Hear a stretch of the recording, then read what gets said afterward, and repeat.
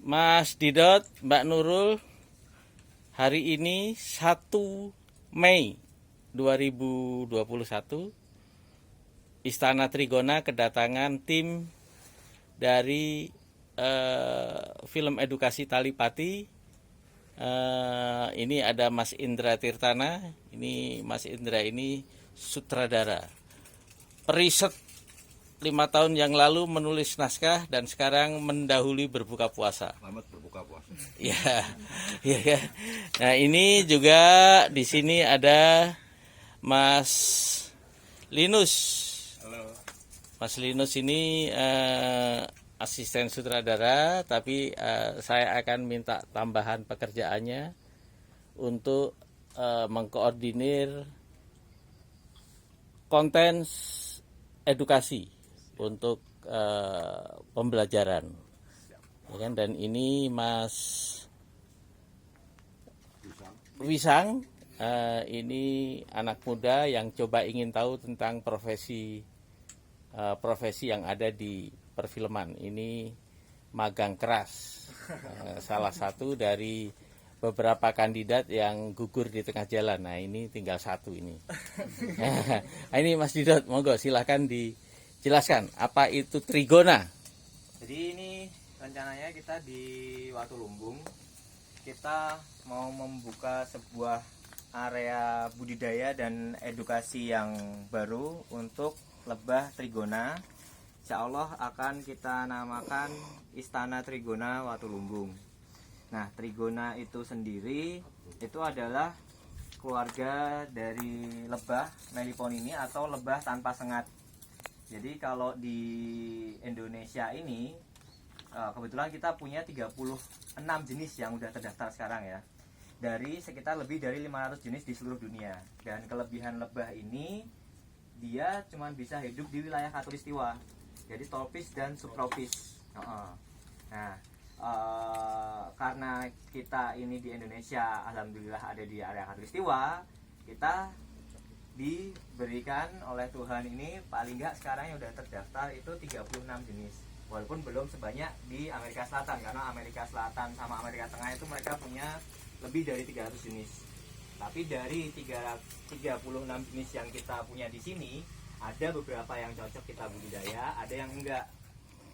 Yang cocok kita budidaya itu yang tingkat produktivitas madunya tinggi, tingkat adaptasinya tinggi, terus tingkat foragingnya atau daya jelajahnya itu juga tinggi. Itu yang bagus kita pelihara. Karena beberapa juga jenis itu memerlukan vegetasi khusus yang kita nggak punya di sini. Misalnya untuk jenis-jenis Trigona yang mencari getah atau resin damar, yang jenisnya damar. Itu susah kita punya di sini karena kita nggak banyak punya pohon damar. Nah itu ada juga kalau di Sumatera, di Kalimantan ada beberapa jenis yang bisa kita datengin, tapi kemungkinan untuk hidupnya di sini kecil karena mereka harus survive dengan itu. Jadi Trigona itu kebutuhan utamanya itu paling nggak 3 yang harus kita punya. Itu ada nektar yang diolah jadi madu, polen yang diolah jadi bipolen itu serbuk sari diolah jadi bipolen, sama resin atau getah tumbuh-tumbuhan itu diolah jadi propolis. Nah propolisnya itu nanti dia bikin sarang di dalamnya itu dari propolis. Jadi beda sama kayak lebah madu biasa, lebah sengat atau lebah apis, itu dia sarangnya kan heksagonal ya. Kalau ini sarangnya itu bentuknya kantong-kantong madu gitu. Nah kantongnya ini dibuat dari propolis atau dari getah-getah tumbuh-tumbuhan tadi. Kalau jenis-jenis yang kita punya di sini ini masih bukan jenis damar. Jadi getahnya itu bisa ambil dari mangga, dari singkong karet. Kita sini kan ada mangga, singkong karet, itu masih bisa. Terus area ini juga bagus karena sekitarnya itu banyak tanaman akasia. Dan akasia itu dia mengeluarkan nektar ekstra floral. Jadi bukan di bunganya, tapi malah di ketiak daunnya. Jadi nektarnya diambil dari situ.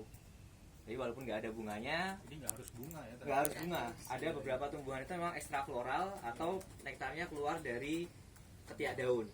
Bahkan kalau misalnya beberapa serangga, kalau Bapak pernah lihat yang putih-putih di daun-daun di bunga-bunga itu kan dia istilahnya honeydew. honeydew itu serangga yang makan getah atau sari dari tumbuhan itu, terus dari pantatnya dia ngeluarin kayak cairan putih yang itu dikerubutin sama semut. Nah itu kadang juga ada juga yang ambil dari situ, lebah-lebah itu ngambil honeydewnya dari binatang yang biasa buat kita hama, yang putih-putih ada di tanaman itu juga ada juga. Nah tapi kalau di sini memang udah ada bawaannya, vegetasinya cukup bagus, tapi ketika kita memelihara lebah, kita berbudidaya lebah, itu jangan lupakan hal paling penting itu tanaman, vegetasi. Karena percuma kita nambah jumlah koloni lebah tanpa nambah jumlah vegetasinya, percuma. Yang ada bukan kita dapat madu, koloninya mati karena rebutan pakan. Nah makanya sekarang kita juga gerakan tanaman pakan lebah. Jadi dengan memelihara lebah ini kita ikut menghijaukan juga area yang ada di sekitar kita ini. Kita tambahi tanaman-tanaman, nggak cuma sekedar semak-semak atau buah-buahan, bahkan pohon-pohonan itu pun penting. Karena diambil getahnya, diambil bunganya, diambil ya semuanya masih bisa bermanfaat. Tapi tanaman kayu ya, tanaman keras ya. Tanaman keras juga bisa, semak bisa, rumput pun bisa. Kalau semak juga. Kalau rumput pun misalnya kayak apa ya? Rumput Israel. Pernah tahu belum ya namanya? Itu rumput kecil, bunganya kecil-kecil gitu. Itu juga bagus. Kalau di rumah saya tuh tumbuh liar banyak. Kalau di sini semak itu mungkin modelnya kayak ini bunga sendudu atau bunga bunga insulin. Bunga insulin. Ini bunga insulin. Ini polen. Polennya bagus, tapi nanti bipolennya itu rasanya pahit. Saya kira bunga matahari beda ya. Ada yang Mexican bilang sunflower Mexican sunflower. bilangnya. Ada yang bilang gitu, tapi kalau di kita itu Polennya si pahit atau bunga insulin. Itu karena pahit kan, terus rasanya ini daunnya ini bisa kita manfaatin jadi obat diabetes juga.